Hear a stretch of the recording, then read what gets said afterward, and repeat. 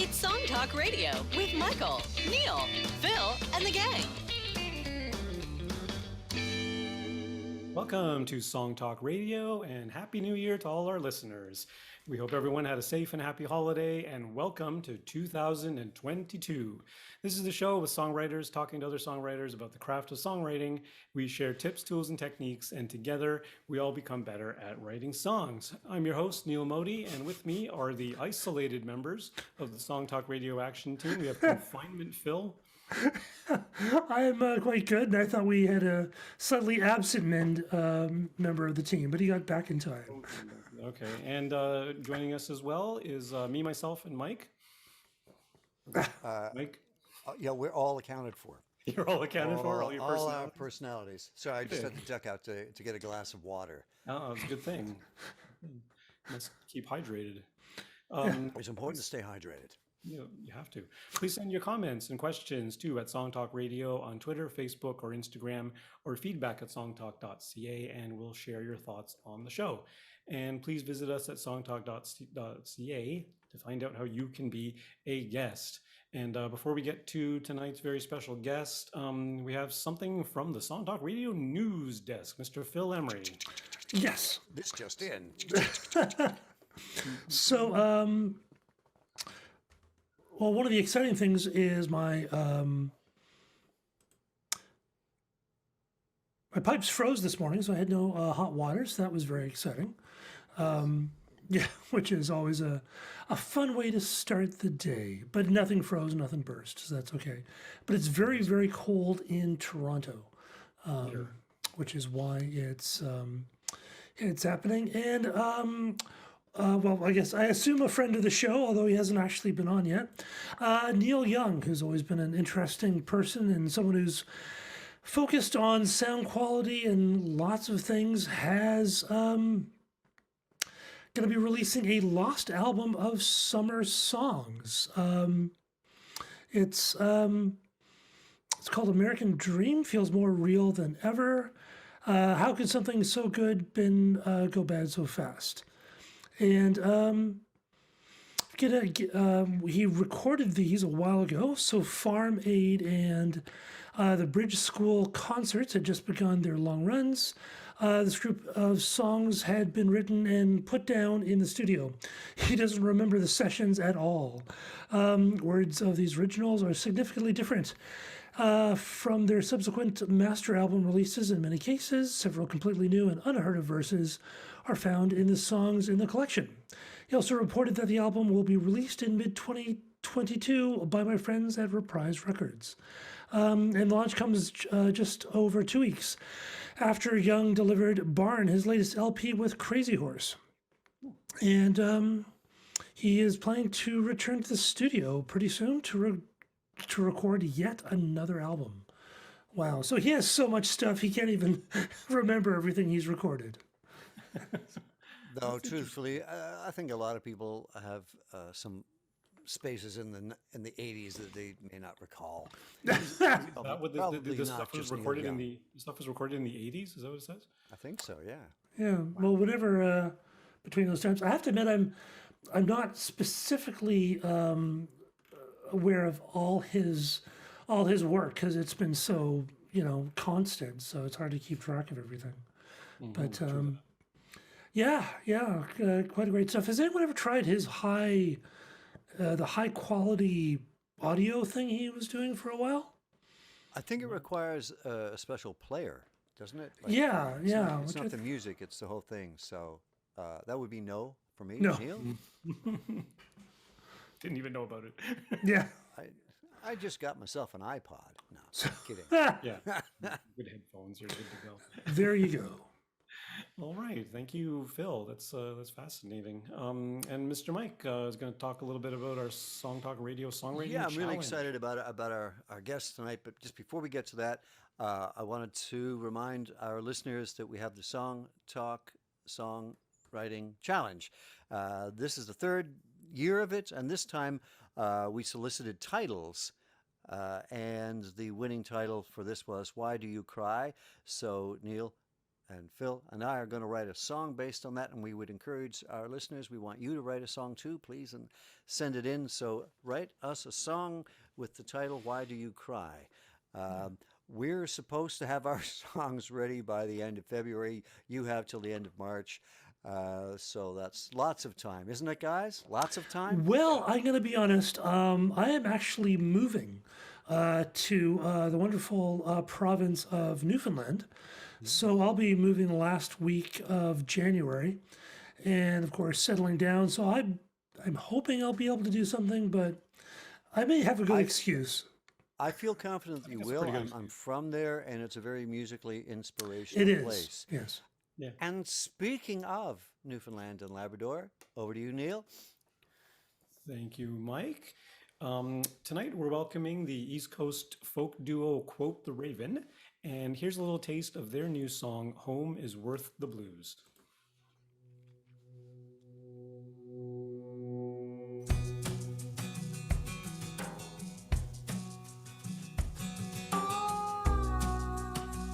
Baby, I've been gone, and I don't see no sunsets coming home. The darkness and the distance got me torn between the lonely and the brave. Maybe all this time is wasted on these endless highway lines.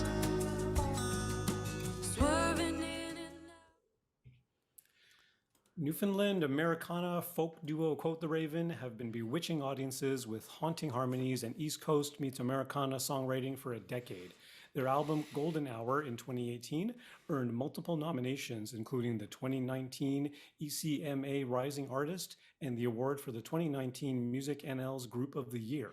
Touring steadily for the next 2 years, the pair wrote with songwriters all across Canada and recorded their newest album, Can't Hold the Light, with producer Chris Kirby in January of 2020.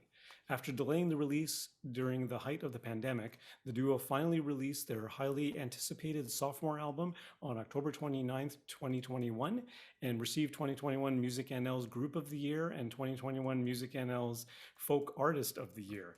Their music has been streamed over 1 million times, had international film and television sync placements, and the first 3 singles off their newest album have landed on Canadian Country's Top 100 chart. Tonight we have songwriters Jordan Coaker and Kirsten Rodden-Clarke with us. Welcome to SongTalk Radio, Quote the Raven. For having us. Hi, thank you.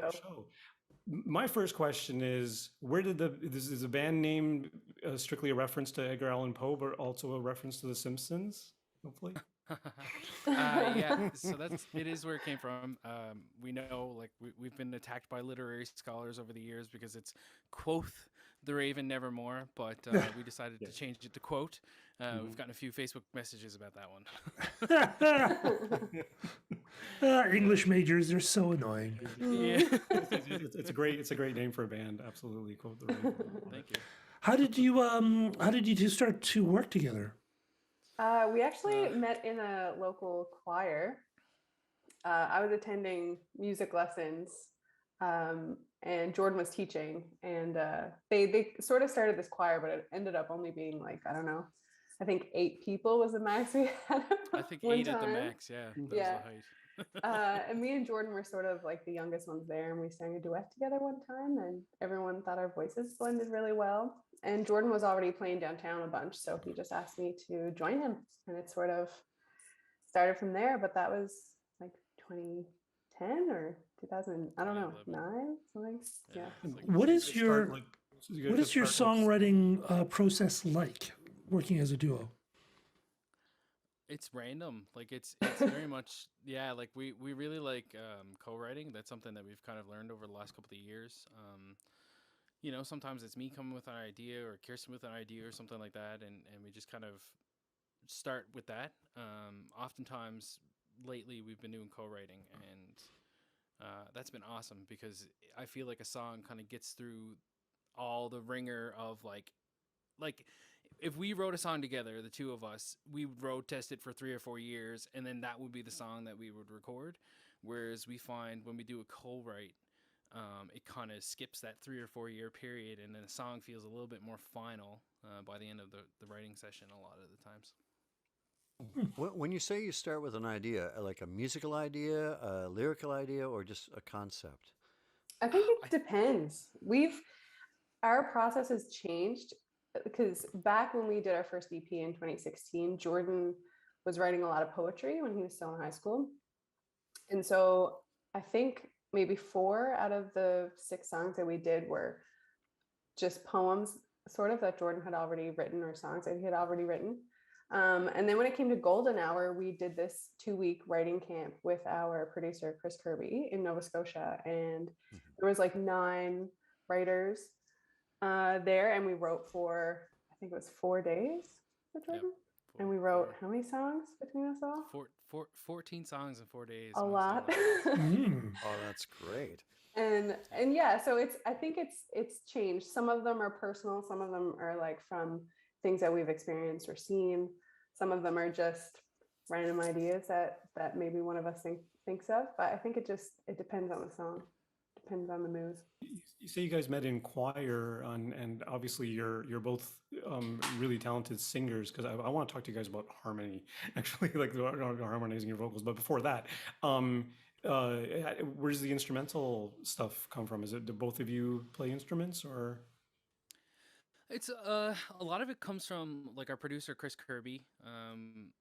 Yeah, like so it depends on the song again too. Like each individual song, sometimes I love it when a song has like a little hook, a melodic hook in the instrumentation on top of the lyrical melody and stuff like that. And so oftentimes that to me is like a key indicator of like a song that I want to continue to work with. So, you know, if it's something that I'm working on, like for example, Hope had like this little kind of like palm muty thing when we originally wrote it, and that was enough to kind of keep wanting to work on it. And oftentimes I like to have that little melodic structure to aid in the lyrical melody.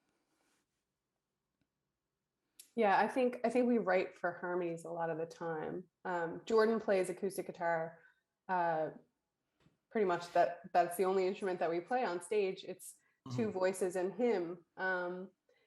Every now and again we'll get a full band, which is always nice because the albums are definitely full of instrumentation, and it's nice to get the full kind of show. I can play a little bit of piano and guitar, but I not everything. Right. But I get very nervous. I tried a couple times. Right. You'd think after 10 years I'd be able to. But. Can you guys talk a little bit about, like, I'm really interested to know, like, the harmonies in your songs are gorgeous, right? How do you approach writing vocal harmonies together? Is it just something that just kind of, because you guys are both choir people, does it just come to you intuitively, or is there some kind of thing behind that? Are you using any theory to develop your? I wish, for me anyway. Yeah. So you don't have a melody line, then do a third on top of that, or Yes. So, well, okay. Yeah, Jordan does a lot more harmonies now, but when we first started, he would usually sing the melody and I would create a harmony. Usually would be the third above. But that was more of a natural thing that happened. It wasn't something that I really had to think about, to be honest. But yeah, lately we've tried to be a little bit more creative in the harmonies and not always keep them as the third, but it always sounds the prettiest, so it's usually what I'm drawn to sing. But yeah, no, harmony is a big thing for us, so thank you so much that you like it. I guess there are different approaches. Like you can, if you're consistently a third away from the main vocal, then you're always, I don't know if they call it like a parallel harmony or something like that, but if you're changing the intervals as you go along, it becomes a little bit more a richer listening experience for sure. If you did it as a fifth, it would be plain song. Yeah, that's right. That's right. So Gregorian chant. Way back. Which, I think the kids are going to get into. That's going to be the next big thing, is a Gregorian chant. Oh, Gregorian. So when you're working on your harmonies, do you kind of go through, is it all natural, or do you kind of go through it and kind of tweak it and say, okay, on this word it needs to go up, or, how fine-toned comb do you go through? The initial, like the writing of the song is often just kind of what happens naturally, and then when we hit the studio, often um, that's when we get to have a little bit more fun with stuff, and kind of, we experiment a lot in the studio, which is probably not good for money spent, but yeah, it's usually, we kind of work with Chris has been our producer for the last couple of records and stuff, and Chris will kind of say like, yeah, that sounds great, but like, can we try, making the harmony more of its own melody and stuff like that. So that's something that we're definitely big fans of, and oftentimes you can listen to stuff that we do and kind of pick one or the other and choose that as your main melody, right? And I think that's important. Are there other artists are there artists or performers you look to for inspiration for how to do harmonies? Our biggest inspiration when we started was the Civil Wars. Okay. Yes. Yeah. That was probably, yeah. Well, we don't bond over a whole lot of music, to be completely honest.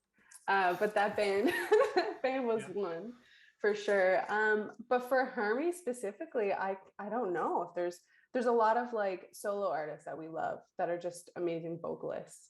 But in terms of harmony, I'm trying to think, Jordan. Brandy Carlisle. Yeah, well, she's amazing at harmonies. Yeah, that's true. That's true. Yeah. She's technically a solo artist, but when she sings with the two boys, yeah, crazy 3-part. Right on. Yeah. When you're taking your songs that you were just be performing as a duo, and then taking them into the studio where you're putting a whole band on, what kind of process do you go to make that work? Because those are very different environments for a musical song to come into the world. I think for us, like when we go into the studio, like the idea initially is, how does this song work as a 2 vocals and a piano, 2 vocals and a guitar, and then when it comes to production, everything has to serve that after. So like, that's the main goal. Like if we could just release these songs as we do play it live, that would be what we do. But then like, if there's a part for a string section, oftentimes like we've worked with Kevin Fox in the past, and we've had Sarah Celine do string arrangements for us and stuff. And yeah, like those moments, those feel a lot more special because they have to be finely crafted to fit what we've kind of created as the song. Yeah, I think too, like Chris has a major influence on us, because when we first started, it was very much just us and a guitar, and Chris always wanted to experiment and throw stuff on it, and we were just totally for it. Like, you can't make, I don't know, I was just like, I trust him so much. I feel like his musical ear is so great, and so I know we, especially for Golden Hour, we were there for most of the production phase, so it was easier to have like some more kind of input. For this new one, we did as well, but we were back in Newfoundland, so it was a little bit more difficult. Chris would get someone in the studio, he would record something, send it to us, and ask us how we felt about it. And I think every time we just loved it. So it was a little bit more of a step back for this album in terms of the instruments added. But yeah, I think it turned out really well. It's really lucky when you find a producer that really understands what you're going for and supports it and really lifts it up rather than trying to overwhelm it. On this song, "Home Is Worth the Blues," you have a third writer credited, Blake Reed. Can you talk a little bit about what the collaboration was between the three of you? So this is one of our favorite road stories. We were in Calgary. We were doing like a 2-week Home Roots house concert tour, and so we had a couple of days off in Calgary, and our manager hooked us up to write with Blake, and so we were like looking for a place, because Blake lives, I think, about an hour outside of Calgary, and we were there specifically those couple of days. So we started Googling all of the different recording studios and like jam spaces and stuff around town, and we found Slaughterhouse Studios, and that was the only one that was open and had availability at that time.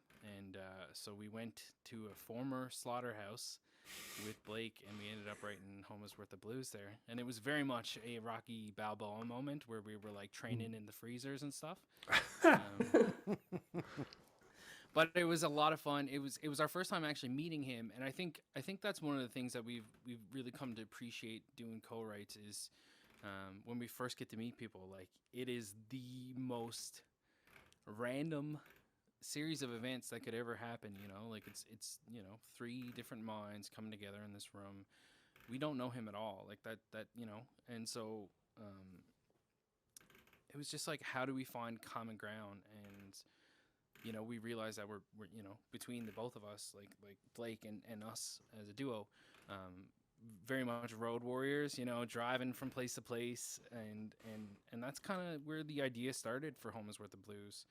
And just the environment of being in a slaughterhouse, you know, we were kind of thinking about the working class, like the people who, you know, see the wrong side of the sun every morning, kind of going to work every day, and you know, for all the time that we spend on the road, you know, touring and stuff, and there's so many joys and associated with that, but it's also a lot of BS. There's a lot of crap you got to deal with, and yeah. Well, that's where the song kind of came from. It can be a bit hard, yeah. So I'm curious, if you can, what are with 3 of you writing this song, did you each take a part that you worked on, or did you all work on the same, like, can you listen to it and go, oh, that was Blake's contribution, this is what I did, and this is what Kirsten did, or does it kind of blend together? I think it's pretty blended. Together. I don't know if we've ever done a co-write where we did sections. Normally we jam in the space, or start talking about ideas, start writing things down, singing out loud, creating the story sort of within, like, between all 3 of us. But yeah, I don't know if I can even remember, like, I think one line in the chorus, I think I may have written it, and the only reason why I remember is because I don't consider myself the best writer. Jordan's usually the writer. I call myself the editor. And so when I throw out a line that's like pretty good, I'm like, oh, gee, look at me. But in terms of like specifics, not usually. I don't usually remember. But in my phone, I record almost every single session, just in case someone says something we forget, or a melody is lost or something like that. So sometimes I can go back and kind of see where the ideas came from, and that kind of thing, which is nice because my memory is so terrible that I would forget. Well, recordings on phones are so helpful. Yeah, it's crazy. It's hard to imagine a time before that. I know. Now, is this whole album co-writes with people? I saw somebody said it's a collection of songs written to friends all across Canada. Is that the entirety of the album, or just a few songs? I think was there the one? Moth is the only one Yeah. that 2 of us wrote. Yeah. I think. Yeah. I think the All the other Moth ones was are the only co-writes. one. And I remember we wrote that in my dad's office, because he has the office in my old house. But I don't really, it's so funny. I barely remember like what we were, because that was so long ago too. We wrote that one before our last Golden album. Hour. We just didn't put it on the last album because we had so many rights from the camp that we did. So yeah, I think the Moth was the only one that we wrote together, and then for the rest of them, it was like traveling from province to province and kind of meeting up with friends that we knew, or new people that we didn't really know. But yeah, it was really exciting that way, I think.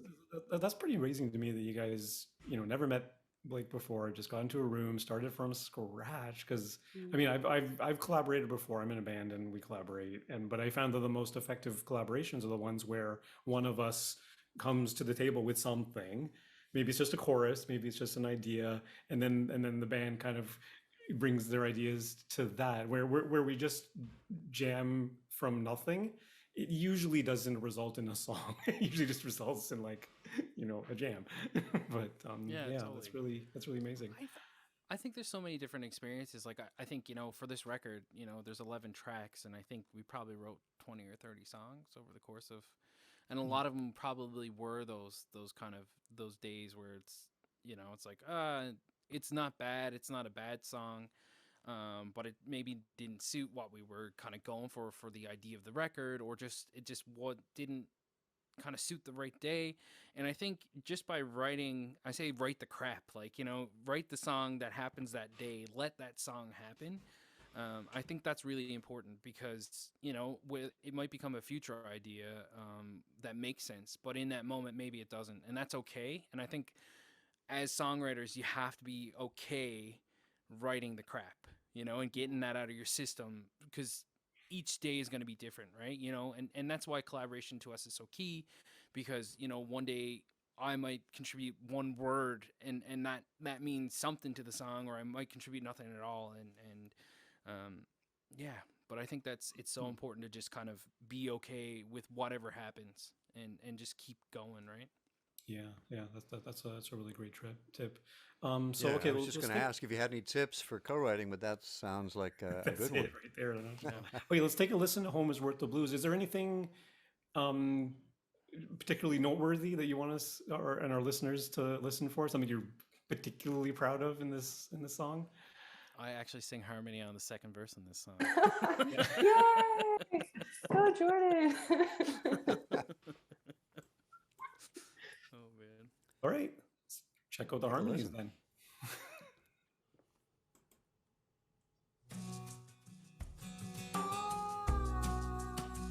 Baby, I've been gone, and I don't see no sunsets coming home. The darkness and the distance got me torn between the lonely and the brave.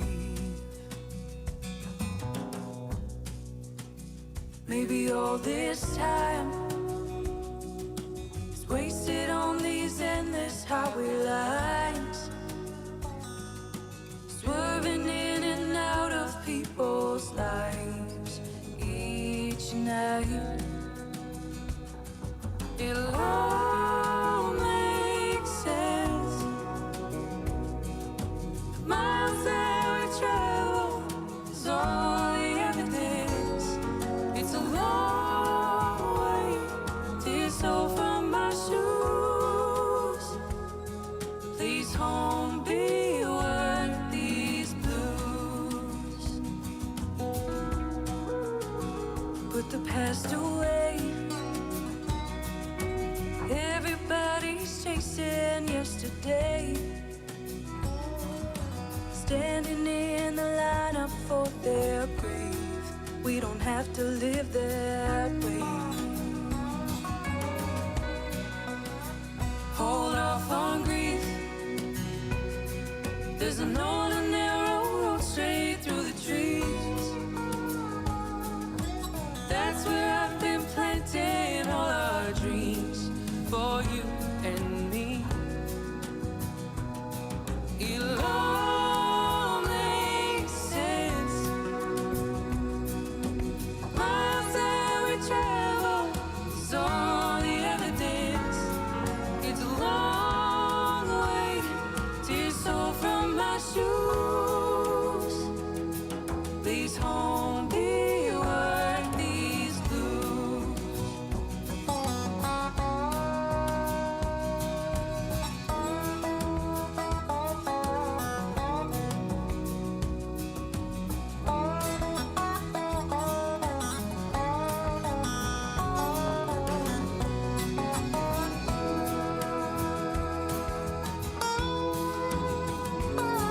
It'll all make sense.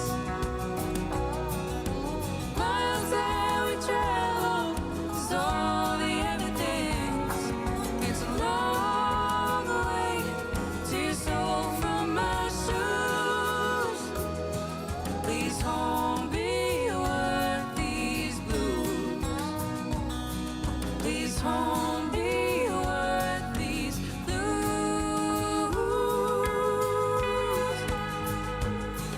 Please, home, be worth these blues.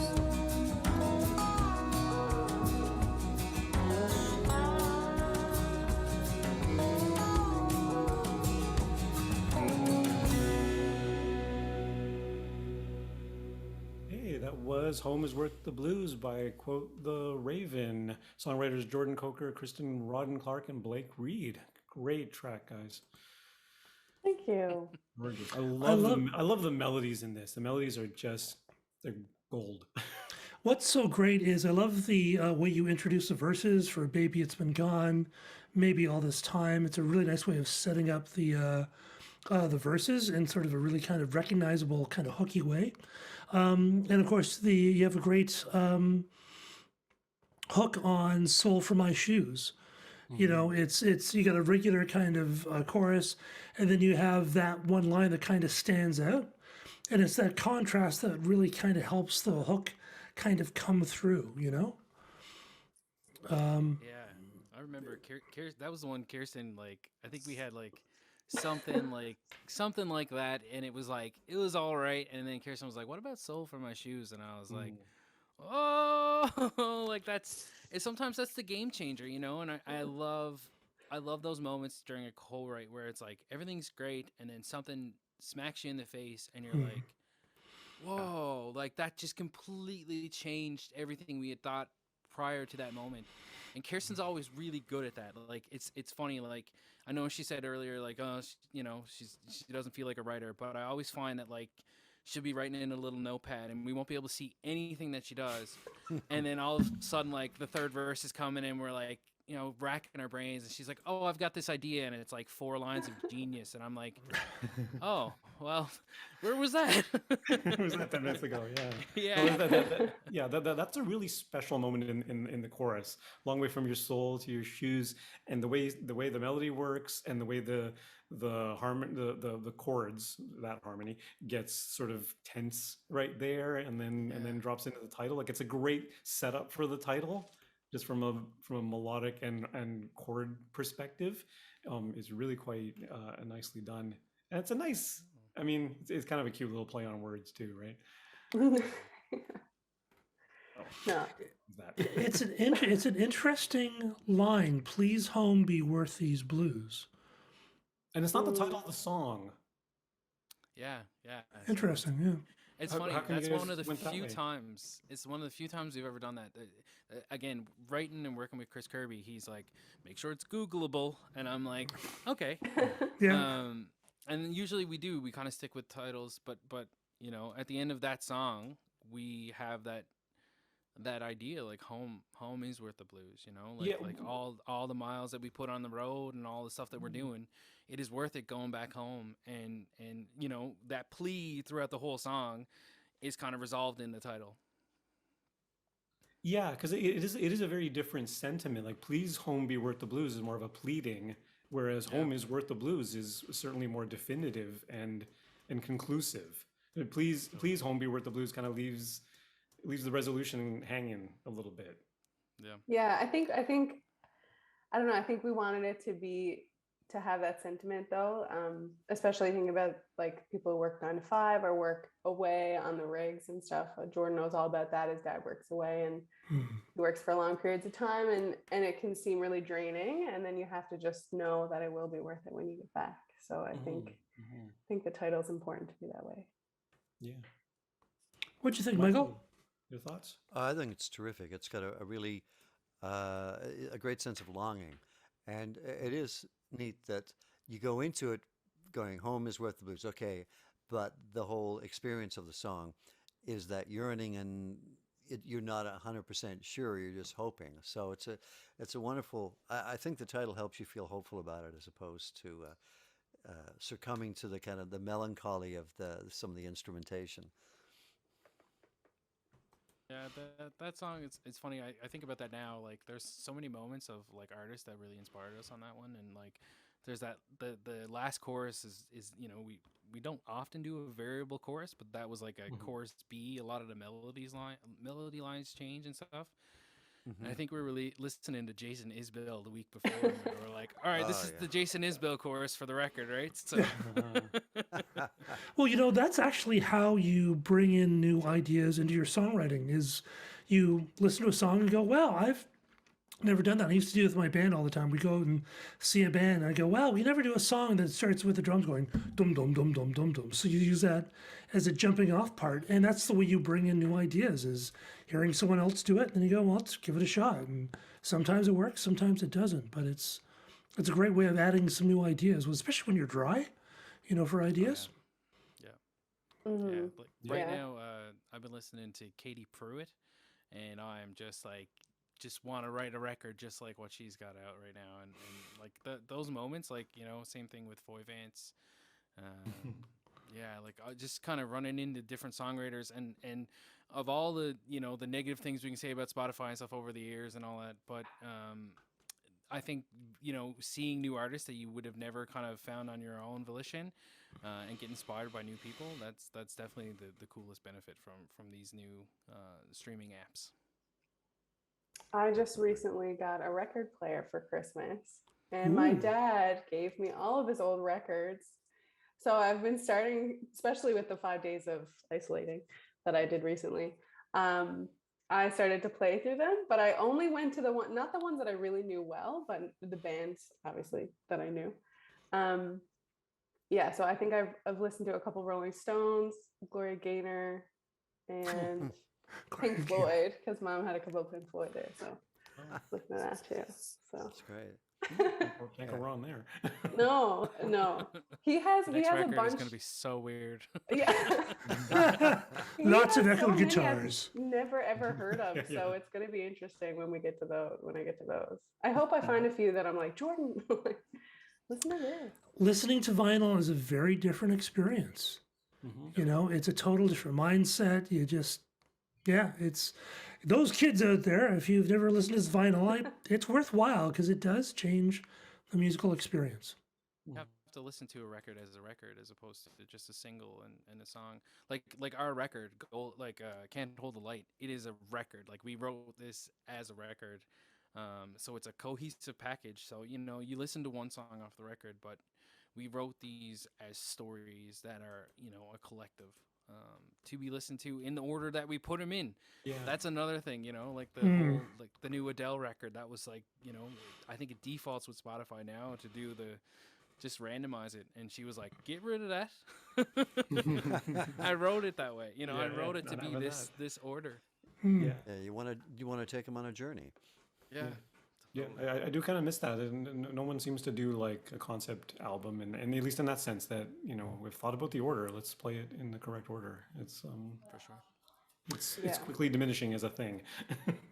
Well, the medium has always driven songwriting in terms of radio or in terms of singles. So, maybe it's inevitable, but I don't know. Yeah, Who knows what's and gonna happen? also inevitable is the end of this podcast. Sorry to say, that is about all the time we have on the show, SongTalk Radio. Special thanks to quote the Raven, Jordan and Kristen. Thanks for coming on. Where can our listeners hear more of your music? Check us out at quotetheravenofficial.com. ravenofficial.com. We will link to that from our website, songtalk.ca. And dear listeners, we want to hear from you, so please send us your comments. Twitter, Facebook, or Instagram at SongTalk Radio, or send us an email, feedback@songtalk.ca. Also be sure to check out our YouTube channel for live performance videos and full episodes now that we're all in these virtual boxes.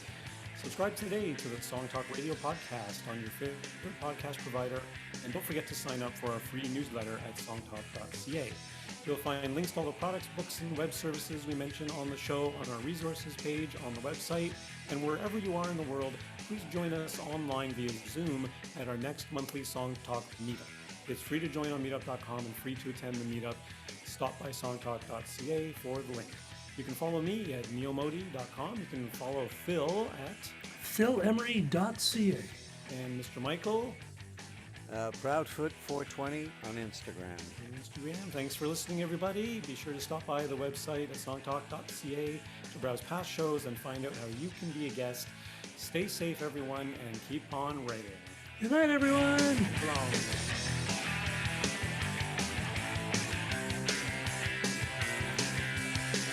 This is the part of the show where we dance.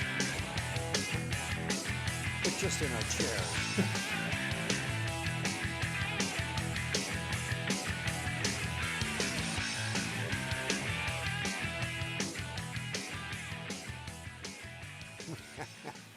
The Batusi. So are there Great stuff. Are there songwriter meetup? I imagine there's songwriter meetups in St. John's. A lot Songwriter of circles, kind of, things like that. yeah, like we do a lot of songwriter circle gigs. You know, I think Kelly Loader did a residency like one a month for the last little while, and you know that's something we love to do. But in terms of actual meetups, like I don't think we have like a real like a setup, or at least I don't know if we know anyone who does it. But we always, MusicNL used to do one every now and again, didn't they? yeah, like they had like the Bell Media songwriting Mhm. seminar. You know, they get I think Okay. it was like once a year. But yeah, like we're like- always looking for co-writing. The That's the something we've done meetup, the songwriters meetup is very different because it's not Yeah. like a circle. It's basically you presented a song ideally in. You should come out to one of our virtual meetups.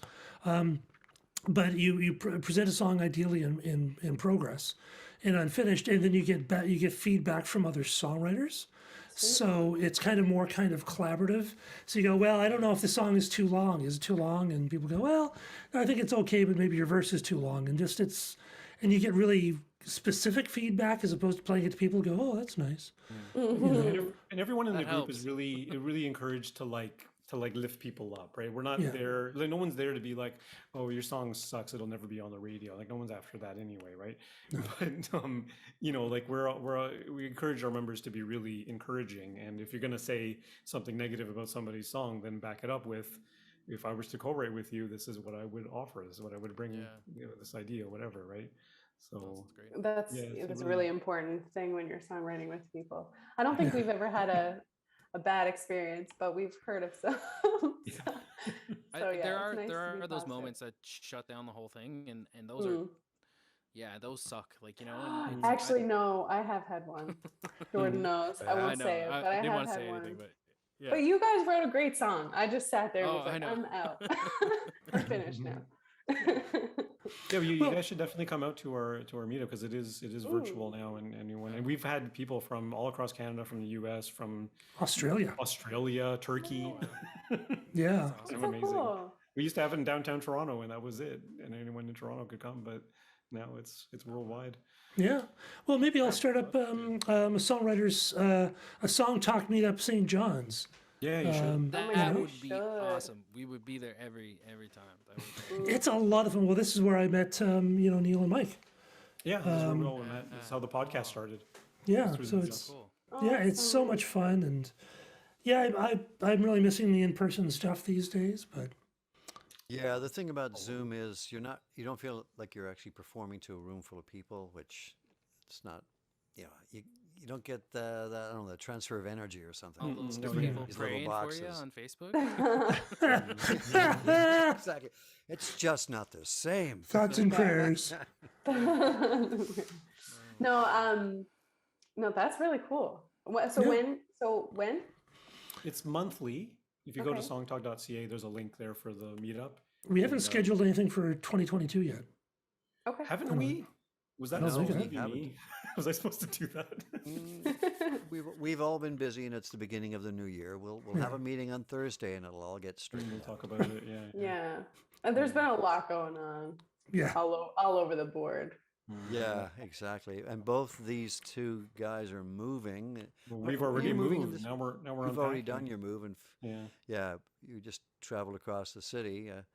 Phil is doing half the country, lot. so I just Pretty found out that the ferry can be canceled, so Aw, that's gonna be I lots really hope it's Well, not. it's really going to throw you off for the podcast because you're going to start at half past Mm. instead of on the hour. We've been starting on the hour for like 10 years, and now Phil's going to be like 30. of- What is this considering all 30 minutes? What is considering all the stuff that's been happening, that's my least of my worries. exactly.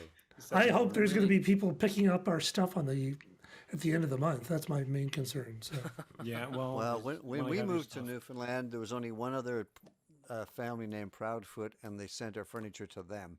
So we had 6 months Oh without our my furniture. God. No way. Oh, Yeah. no. You probably made some friends. I've never heard that last name before though. It's very unique. it is actually. Not unique enough. Almost. Not quite. I'm glad there was only Close. one other family in Newfoundland with that name. Yeah, we came from Ireland and then we went to Montreal and took the train, And when we came across on the ferry, it was with the Garden Brothers Circus, the first time they'd ever come to Newfoundland. So we were traveling with circus folk. Well, that's a story. I did not know that. And then taking the train across the Newfie Bullet. Man, I missed. I only wish in I Eastern wish the train was still a thing. Me too.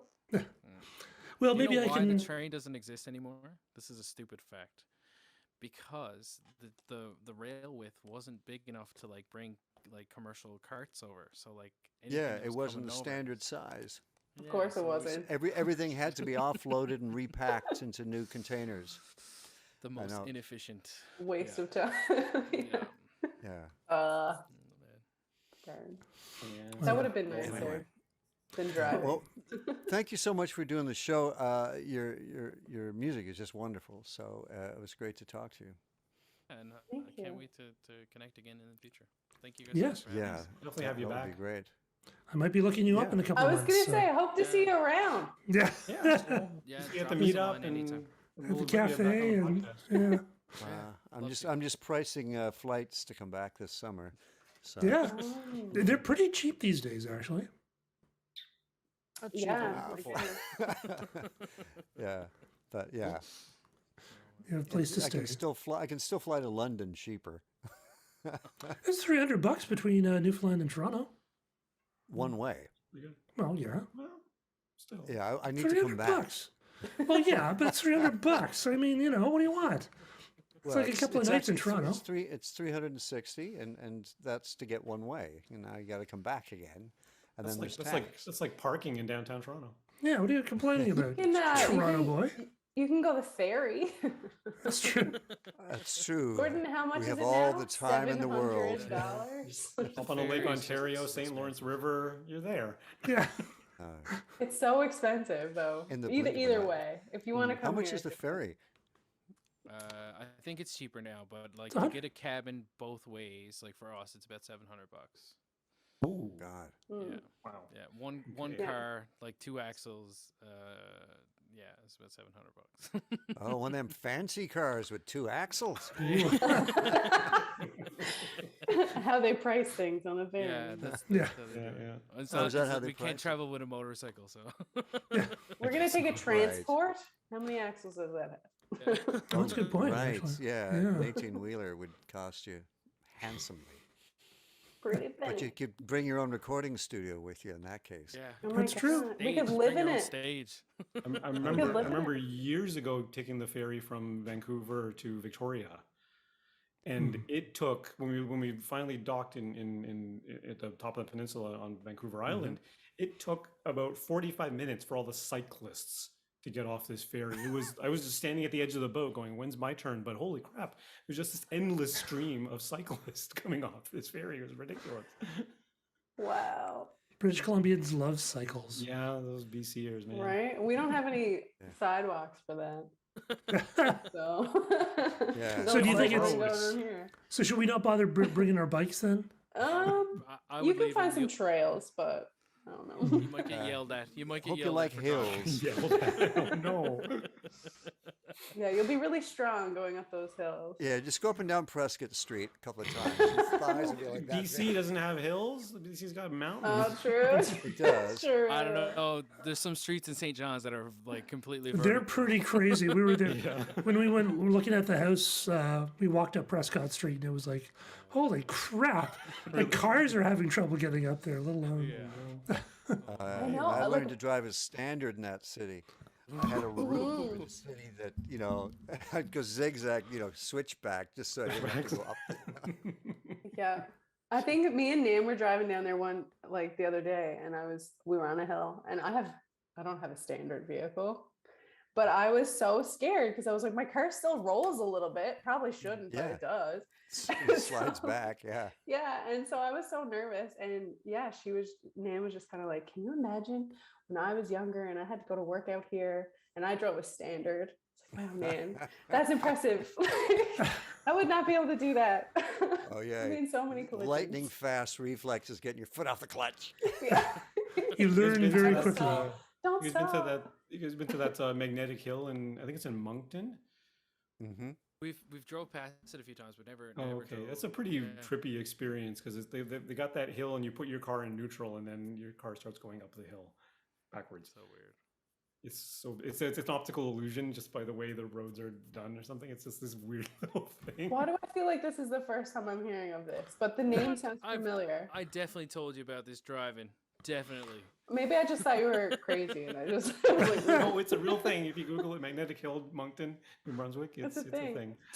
It's a thing. wow. As long as it's not really magnetic, you erase your No, credit it's cards just and things That's like true. that. it is going to feel that way. They give you a little pamphlet with the whole science explanation. Right. Right. All right. Well, thank you very much. Hope you'll be You're on the show welcome. again.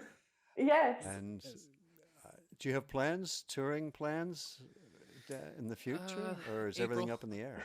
Yeah. April and May.